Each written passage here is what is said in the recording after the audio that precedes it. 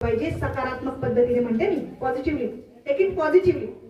आपण इतरांपेक्षा वेगळं असलं पाहिजे. मी प्रत्येक वेळी म्हणते मेंढरांसारखे वागू जगू नका, आपण वेगळं असलं पाहिजे. कारण मानवी आयुष्य एकदाच मिळतं, ते तुम्ही इतरांसारखंच घालवलं, काही नवीन शोधच घेतला नाही, नवीन काही केलंच नाही.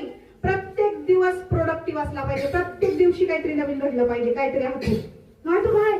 आता मी जर आज व्याख्यान दिलं नसतं ना, आजचा दिवस माझ्याकडून प्रोडक्टिव्ह काहीच घडलं नसतं. कारण मी आज लिहून आलेले माझ्या डायरीमध्ये की मला हे कार्यक्रम आहे, यावर मी बोलणार आहे. मला घरी जाऊन त्याच्यावर फुली मारावी लागली असती तर मला वाईट वाटलं असतं. एक गोष्ट राहून गेली.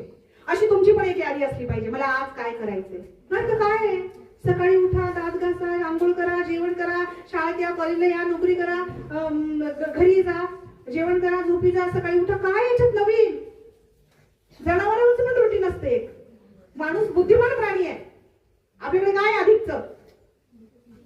मनुष्य प्राणी सगळ्यात बुद्धिमान प्राणी. आपल्याकडे अधिकचं काय? बुद्धी आहे, मेंदू आहे, तो वापरायचा आहे ना.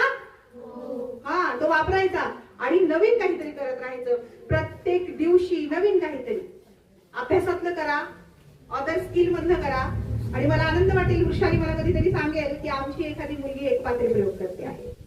तर मी त्या दिवसाची वाट बघते. तुमच्या सगळ्यांची रजा घेते आणि थांबते. धन्यवाद.